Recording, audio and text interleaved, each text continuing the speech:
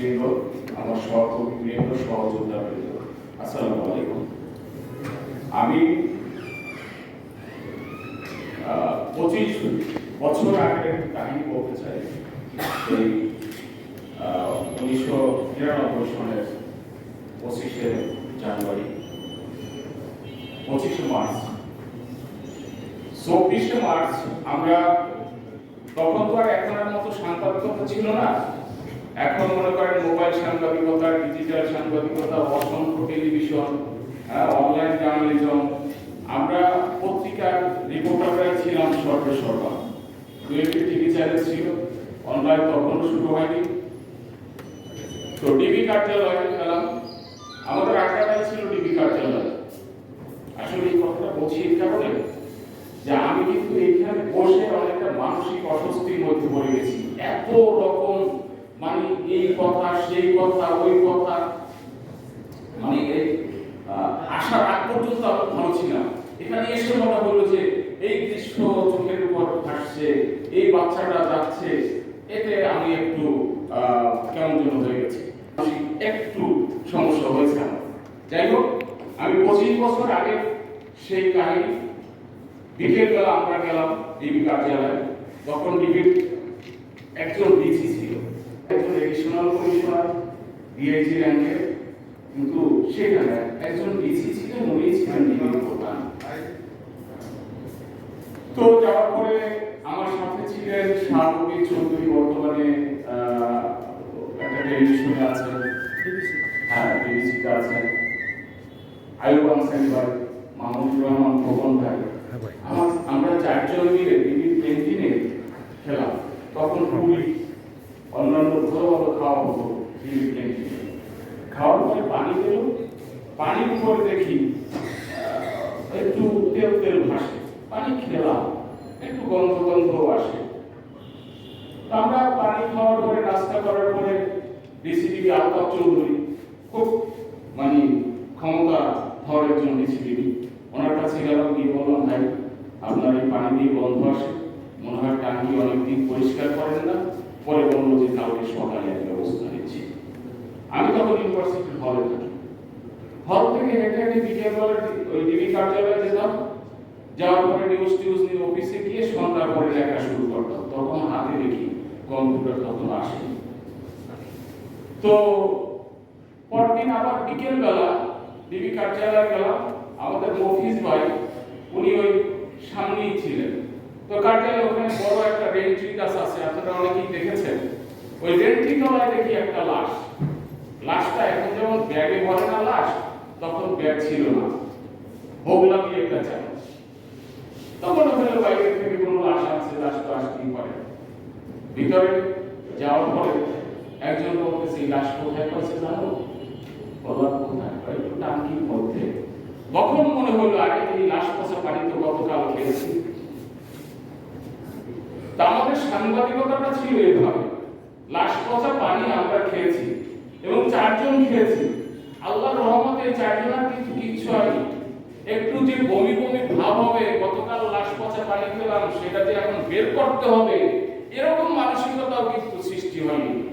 এটা কিন্তু সাংবাদিকতা। মনে রাখবেন একটা কথা, আজকে যে খোলা জানালা আমরা শুরু করেছি না, অনেকেই বলেছেন এই খোলা জানালা দীর্ঘদিন রাখতে হবে। আমি কিন্তু এর পক্ষে না। আমি পক্ষে হলাম সাংবাদিকরা মানসিকভাবে সুস্থ থাকবে, এবং সাংবাদিকরা যদি মানসিকভাবে সুস্থ না থাকে তাহলে জাতিকে কিভাবে সে সুস্থ রাখবে? সাংবাদিক হবেন হাঁসের মতো। হাঁস দেখেছেন? আমি গ্রামের ছেলে, ছোটবেলা হাঁস পেয়েছি। হ্যাঁ, হাঁসের জন্য শামুক আনতাম।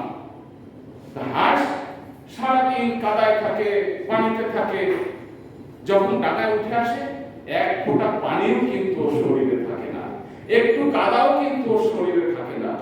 মনে রাখতে হবে সাংবাদিকদের হতে হবে হাঁসের মতো।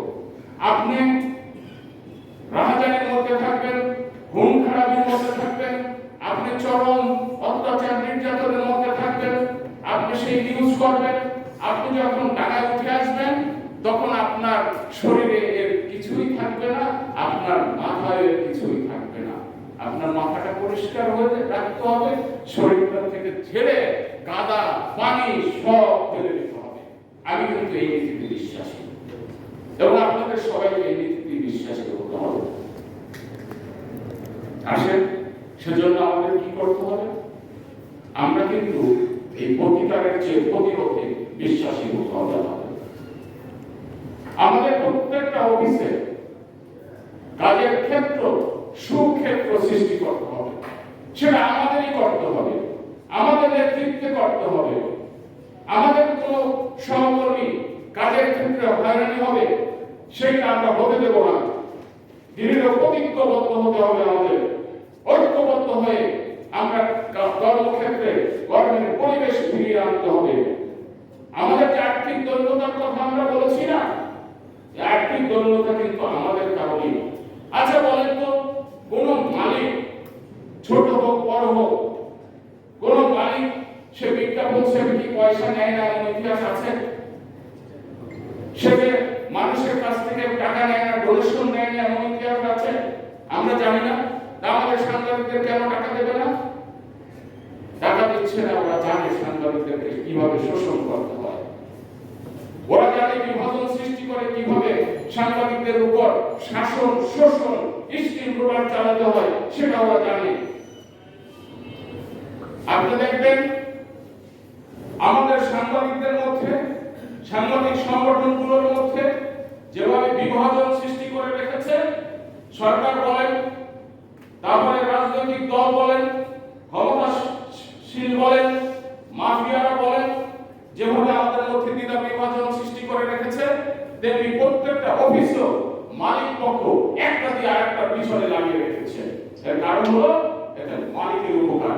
মালিক আপনাকে বেতন থেকে বঞ্চিত করবে, আমাকেও বেতন থেকে বঞ্চিত করবে, আর আমরা কি করব?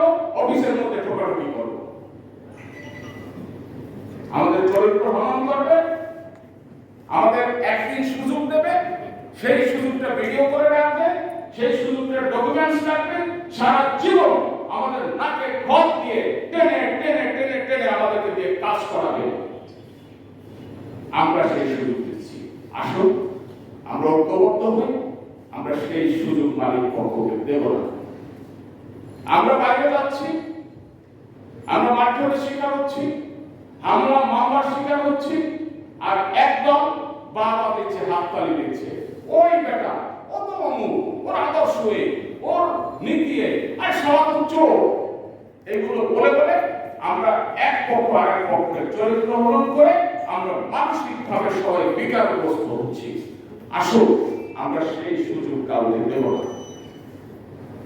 আমরা যদি এগুলো পারি, আমরা যদি অন্যায়ের বিরুদ্ধে প্রতিবাদ করতে পারি, আমরা যদি মালিক পক্ষের অন্যায় আচরণের বিরুদ্ধে প্রতিরোধ করে তুলতে পারি, আমরা যদি সরকারের অনৈতিক আচরণের অনৈতিক সিদ্ধান্তের বিরুদ্ধে ঐক্যবদ্ধভাবে দাঁড়াতে পারি, তাহলেই কিন্তু আমরাও ভালো থাকবো, দেশ এবং জাতিকে কিন্তু আমরা ভালো রাখতে সক্ষম হব। আসুন আমরা এই কাজটি করি। সবাইকে ধন্যবাদ।